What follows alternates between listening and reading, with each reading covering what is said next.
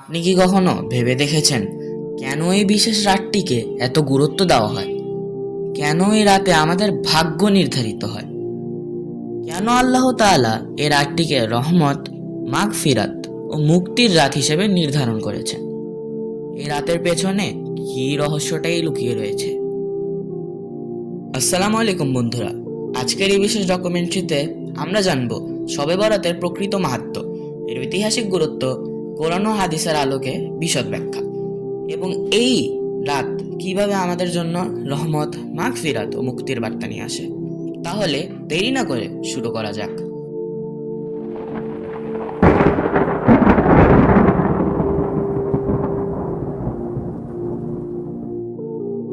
শবে বরাত মুসলিম বিশ্বে এটি এক মহিমান্বিত রাত হিসেবে পরিচিত, কিন্তু এই রাতটি শুধু নামাজ ও ইবাদতের জন্যই নয়, বরং আমাদের জীবনের মোড় ঘোরানোর এক বিশেষ সুযোগ। আজকের পর থেকে হয়তো আপনার দৃষ্টিভঙ্গি বদলে যাবে, হয়তো আপনি এই রাতটিকে আরো বেশি গুরুত্বের সঙ্গে দেখবেন। তাই ভিডিওটি শেষ পর্যন্ত দেখুন, কারণ প্রতিটি মুহূর্তে এমন সব তথ্য থাকছে যা হয়তো আগে কখনো শোনেননি। শবে বরাত ইসলাম ধর্মের একটি বিশেষ রাত, যা বিশ্বের বিভিন্ন মুসলিম দেশে অত্যন্ত গুরুত্ব সহকারে পালন করা হয়। এটি হিজরি বর্ষপঞ্জি শাবান মাসের 14তম রজনী। অনেক মুসলিম বিশ্বাস করেন এই রাতে আল্লাহ তাআলা তার বান্দাদের জন্য বিশেষ রহমত, মাগফিরাত এবং মুক্তির ব্যবস্থা করেন। কিন্তু শবে বরাতের প্রকৃত গুরুত্ব কি? এটি সম্পর্কে কোরআন ও হাদিস কি বলে? এই রাতে আমলের গুরুত্ব ও বিদাতের বিষয়গুলো কিভাবে বোঝা উচিত? এসব প্রশ্নের উত্তর নিয়ে আমরা আজকের ভিডিওতে বিশদ আলোচনা করব। ইতিহাসের পাতায় শবে বরাতের সন্ধান পাওয়া যায় বহু শতাব্দী আগে থেকেই। ইসলামের ঐতিহ্যে অন্যতম গুরুত্বপূর্ণ রাত হিসাবে মুসলিম বিশ্বে এর অবস্থান দৃঢ়।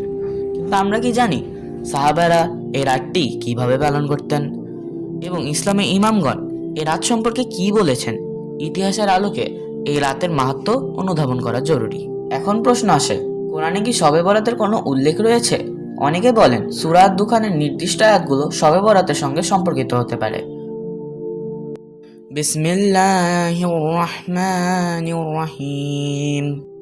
ইন্না আনজালনাহু ফি লাইলাতিন মুবারাকাতিন ইন্না কুন্না মুনজিরিন। আয়াত সম্পর্কে বিভিন্ন তাফসীরবিদের ব্যাখ্যা রয়েছে। কেউ কেউ বলেন এটি লাইলাতুল কদর সম্পর্কে, আবার কেউ শবে বরাতের দিকেও ইঙ্গিত করেন। তবে নিশ্চিতভাবে বলা যায় এ রাতটি সাধারণ রাতগুলোর মতো নয়। শবে বরাতের গুরুত্ব নিয়ে বিভিন্ন হাদিস পাওয়া যায়। রাসূলুল্লাহ সাল্লাল্লাহু আলাইহি ওয়াসাল্লাম বলেছেন, আল্লাহ তাআলা এই রাতে দুনিয়ার সবচেয়ে নিকটবর্তী আকাশে নেমে আসেন। রাসূলুল্লাহ সাল্লাল্লাহু আলাইহি ওয়াসাল্লাম আরও বলেন, যখন শবে বরাতের রাতটি আসে তখন আল্লাহ সুবহানাহু ওয়া তাআলা প্রথম আসমানে অবতরণ করেন এবং বলেন, কোনো ক্ষমা প্রার্থী আছে? আমি তাকে ক্ষমা করব। কোনো রিজিক প্রার্থী আছে? আমি তাকে রিজিক দিব।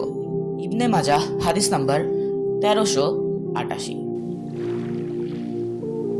এটি প্রমাণ করে যে এই রাতটি তওবা ও ইবাদতের জন্য অত্যন্ত গুরুত্বপূর্ণ। এটি আমাদের জন্য আল্লাহর কাছে ফিরে আসার সুবর্ণ সুযোগ। কিন্তু এই রাতে ইবাদতের সময় কিছু প্রচলিত ভুল ধারণা ও বিদআত রয়েছে, যা আমাদের এড়িয়ে চলা উচিত। এই রাতে প্রচলিত ভুল ধারণা ও বিদআতগুলোর মধ্যে অন্যতম রয়েছে: 1 নম্বর, এই রাতে কবর জিয়ারত ও আলোকসজ্জা করা বাধ্যতামূলক নয়। 2 নম্বর, শবে বরাতে নির্দিষ্ট কোনো নামাজ বা দোয়া সুন্নত দ্বারা প্রমাণিত নয়। 3 নম্বর, একে বরকতময় রাত বলা হলেও এটি লাইলাতুল কদর নয়। আমাদের সবসময় চেষ্টা করতে হবে যেন আমরা বিদআতগুলো এড়িয়ে চলি এবং রাসূলুল্লাহ সাল্লাল্লাহু আলাইহি ওয়াসাল্লামের সুন্নত অনুসারে আমল করি। এখন আমাদের মাথায় একটি প্রশ্ন আসতে পারে, যেটি হচ্ছে, কোনো নির্দিষ্ট নামাজ, দুয়া বা সুন্নত না থাকায় আমাদের রাতে কি করা উচিত? এখন এই রাতে আমাদের যেসব কাজ করা উচিত সেগুলো হলো: 1 নম্বর, অধিক ইবাদত ও নফল নামাজ পড়া। 2 নম্বর, কোরআন তেলাওয়াত ও দোয়া। 3 নম্বর, আল্লাহর কাছে ক্ষমা প্রার্থনা করা। 4 নম্বর, আত্মসমালোচনা এবং আত্মশুদ্ধি। 5 নম্বর, বিদআত থেকে বেঁচে থাকা। এখন আমার আপনার কাছে একটি প্রশ্ন, আপনি কি করবেন? এই রাতটিকে শুধু একটি সাধারণ রাত হিসেবে কাটিয়ে দিবেন, নাকি আপনার জীবনের মোড় ঘোরানোর রাত হিসেবে গ্রহণ করবেন? সিদ্ধান্ত আপনার। তবে এক কথা মনে রাখুন, এই রাতটির ফজিলত অনেক, কিন্তু এর পুরো বরকত পেতে হলে আমাদের আমলও সঠিক হতে হবে।